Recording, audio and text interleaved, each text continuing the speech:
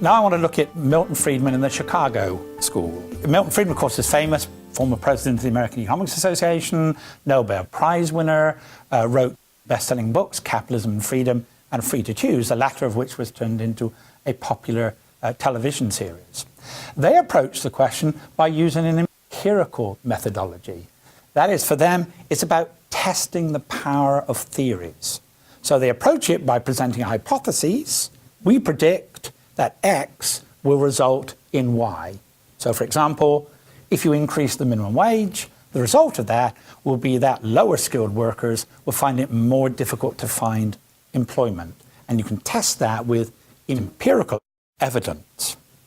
Why do they think government should be limited? It's because they believe that there is such a thing as market failure. Markets sometimes fail. But there's also such a thing as government failure, that governments often fail.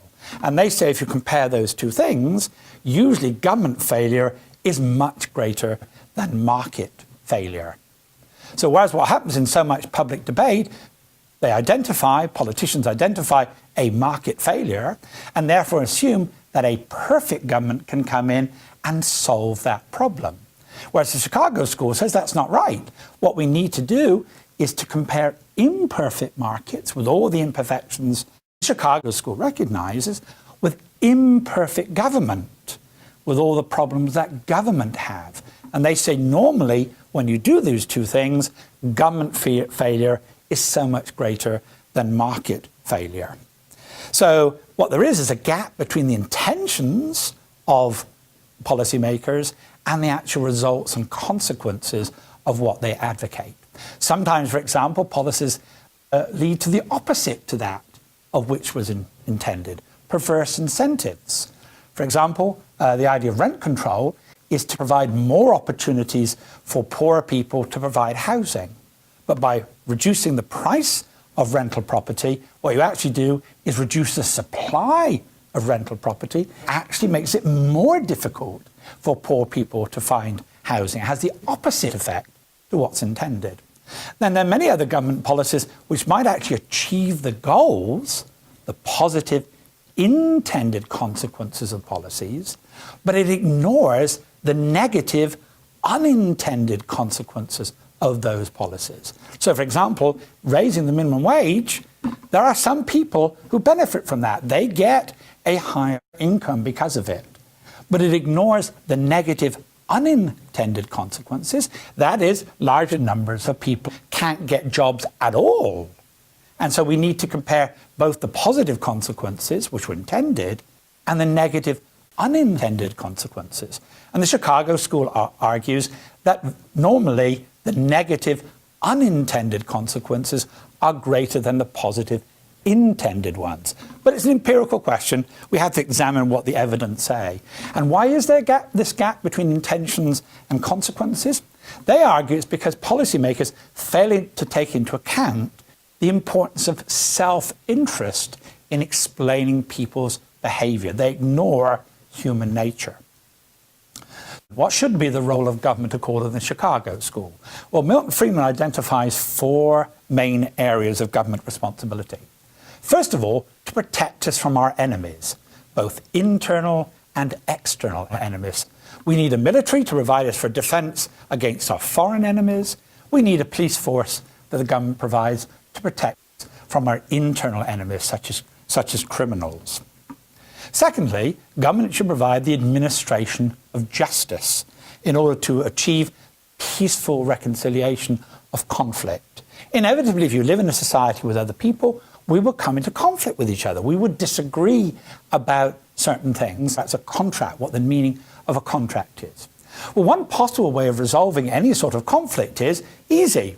We could beat up with the other person. Presumably, though, we don't want to live in a society where every time there's a disagreement, we try and have a physical fight with the other person. So we want some neutral arbiter that we can go to that is not connected with either side, and they will be an arbiter and say, yes, this is what the contract means. This means you were right and the other person is wrong. So it's the job of the government to provide these courts that we can go to. The third area that Friedman argues is that there are some things Not many, but there are some things that the marketplace, through voluntary exchange, cannot provide satisfactorily. And they take two different forms. First of all, what economists call public goods. This is not the same thing as necessarily being good for the public. Public goods for economists have a very particular meaning. Public goods have two characteristics. First of all, you can't exclude people from the benefits of this program. And the second thing is they're non-rival. The fact that I consume more of it does not mean that you have less of the product. Best probably illustrated by an example. The classic example of a public good is defense. I'm not yet an American citizen, but I live on American soil. Supposing I didn't want to pay my taxes towards defense, I would prefer to be defended by Her Majesty the Queen, and therefore I'm not going to pay my taxes for defense. The problem with that is I do live on American soil. That means the American military are going to defend me whether I want it or not. I can't be excluded from American defense. But it's non-rival. The fact that I am protected means that the protection of me doesn't mean any less protection for anyone else. So that's a classic case of a public good. I can say, well, I don't want to pay for it, but I will still benefit from it, but it doesn't mean any less for anyone else. So if you left it, so it's not going to work in the voluntary system, people would simply not contribute to public goods. So it's an argument you have to have the government that provides to public goods. The second main area that Chicago School talk about are negative externalities. That is that when people interact with each other, it may have consequences for third parties. The classic case of that is pollution. I may be producing a good, but I produce pollution, which then affects the people who live in the neighborhood. So it's argued, Chicago School says, we need some way of controlling these negative externalities, such as pollution. More controversially, Friedman argues that the poor are a negative externality. That is, that we don't want to live in a society where we walk down the streets where there are people begging and starving on the streets. So he argues it's a negative externality to live in a world where there's lots of poor people, and therefore he justifies as dealing with the negative externality some form of social safety net. And the fourth area he says the government needs to act is protect the irresponsible, those that we assume are not capable of looking after themselves. Classic case of that, of course, are children. We assume they're not in a position to make decisions for themselves. Normally we can allow parents to make those decisions, but we have to keep an eye. Not all adults treat children properly.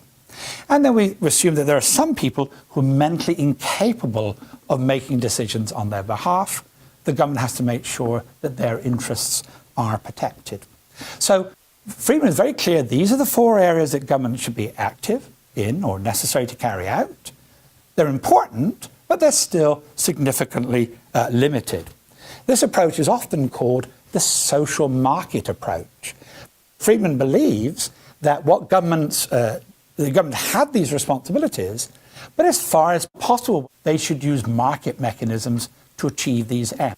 So, for example, it is a responsibility of government to make sure that every child is educated. But that does not mean that government has to provide the schools.